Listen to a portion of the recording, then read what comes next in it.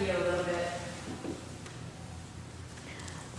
On this Epiphany Day, perhaps a little more informally than usual since we're a smaller crowd and it's a holiday.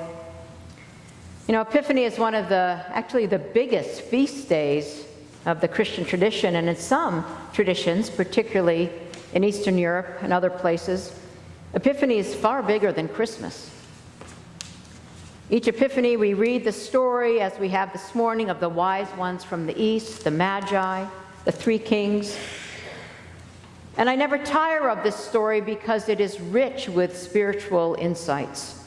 Because these Magi, whoever they were authentic spiritual seekers, and their seeking is rewarded. Remember, in the culture that these Magi are presented, they are the other. They are foreigners, strangers even, and yet they are our models.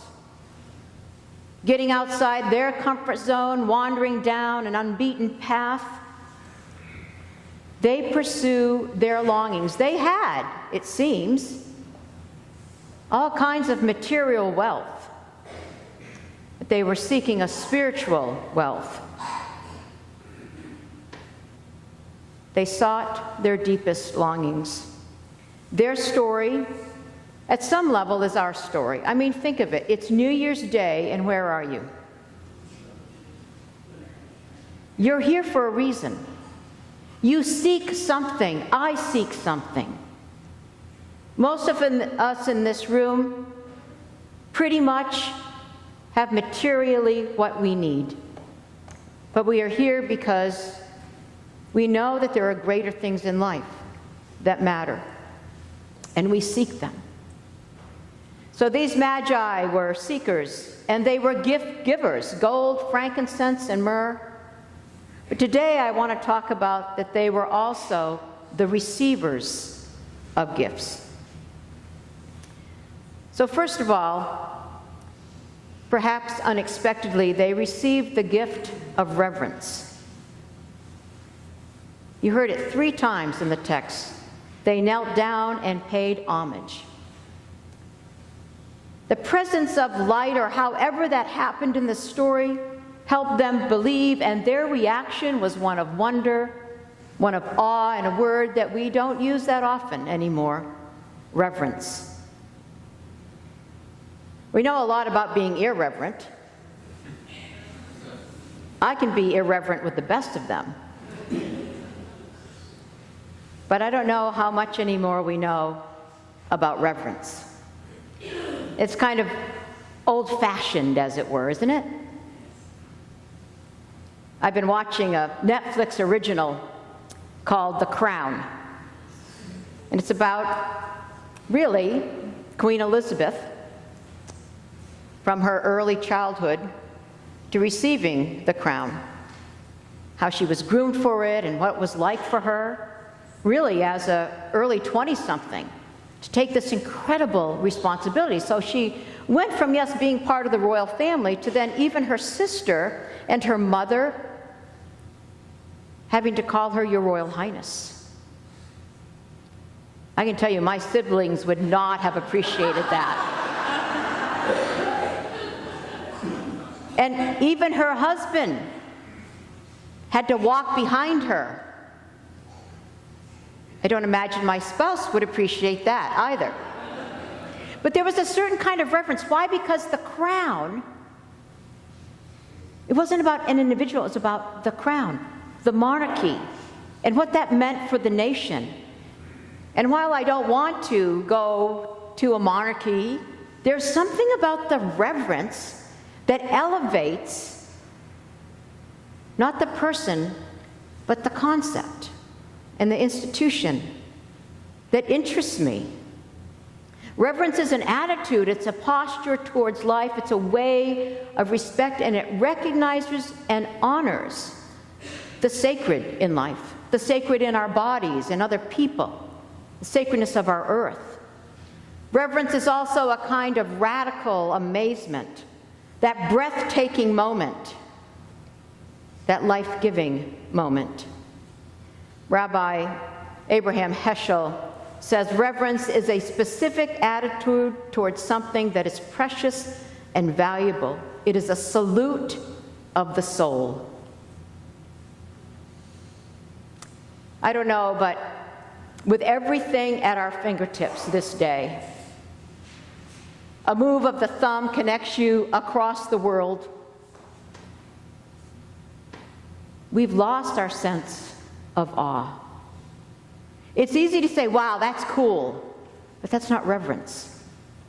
Reverence is that moment when my friend was telling me over Christmas about a bike ride she did with a friend of hers up in Tahoe, and they were riding along this trail near the river. And this bald eagle flew right in front of them at eye level. That was reverence. Breathtaking. That moment of awe. We have it sometimes when we're in nature. But I think we have to train our spiritual and soulful muscles to enlarge our capacity for reverence in life. It means we need to notice, to pay attention, to look for that divine spark where we may not obviously seek it or notice it.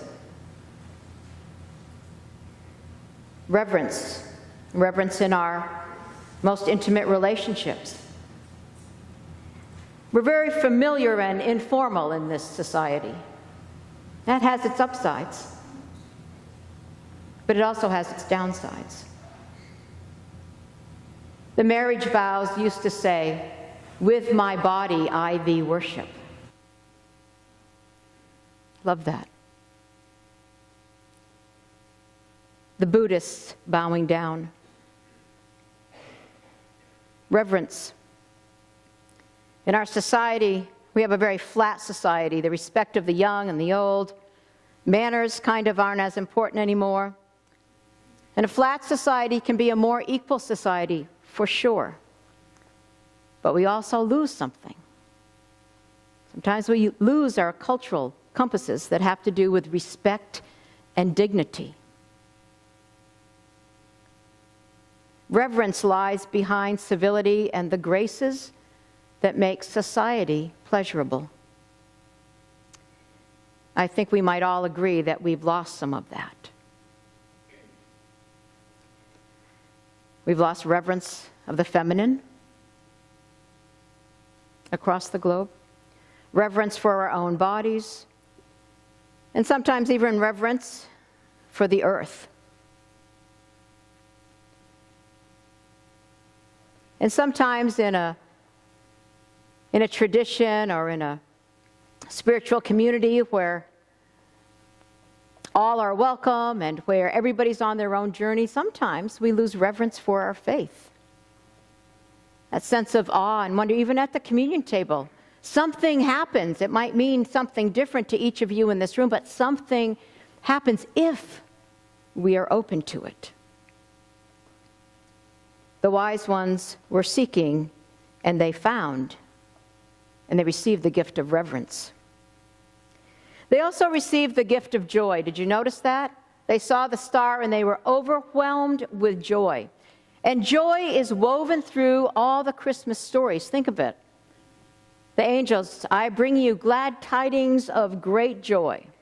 Joy is infectious. It's contagious. Joy has to do with enthusiasm. And you know what enthusiasm really means? In God. Theos, asm. Enthusiasm really means to be in God. That life-giving moment. You know, when you're 6 years old, we have a lot of permission, 6-year-olds, to be joyful. Right? When you're 16, not so much. It's not cool to be joyful when you're 16. But joy is something that goes beyond the kind of happiness or Pollyannishness. It's deep contentment in the midst of reality. Joy is a central message of our faith, but you know what? A lot of churches, I wouldn't really describe them as the vortex of joy. Think about it. There's something wrong with that picture. Jesus talked about, I have come that your joy might be full. I've come that you might have life abundant. And when religion goes awry, it's because we focused way too much on don't do this and don't do that and this can't happen, rather than the fullness of life, the fullness of joy. I'm sure many of you have seen the kind of titles around 2016, worst year ever. Not a lot of joy in that statement. So what would it be like to receive the gift of joy in the midst of the reality that we will face in 2017? That reality facing contentment, that center of well-being in each of us and in the midst of our community, whatever their circumstance. Karl Barth, the great German theologian, calls joy a defiant nevertheless. Don't you love that? A defiant nevertheless. And I'll tell you what, I learned that in South Africa, and probably many of you have heard me say this before. But it's 89, and I was on one of the beaches in Durban with my black South African friends and colleagues. And we all had our picture taken under this big, huge sign that said, White's Beach only. And we were laughing and having fun, and then we heard the police coming up the beach in their dune buggy-like. So we had to run. And we ran. And the entire way we were still laughing. Because it was a defiant nevertheless. A, you're not going to catch us, because we had a little escape route. And B, my black South African friends, when they would run from the police or run from danger, they would say, we run with our knees high and our hearts high because you can try to take our rights, but you can't take our joy. A defiant nevertheless. That joy, that is the stuff of life itself.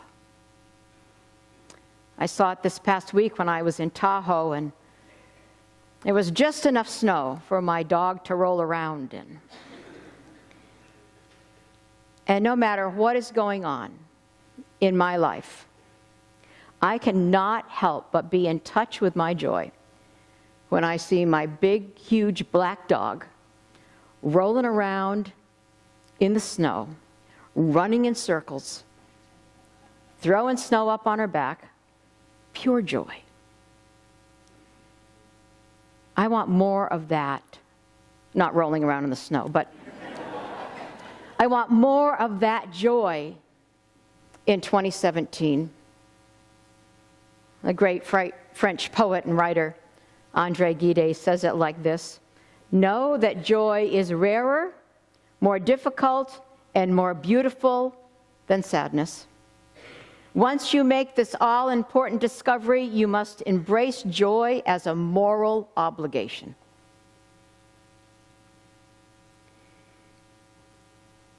The wise ones receive the gift of joy.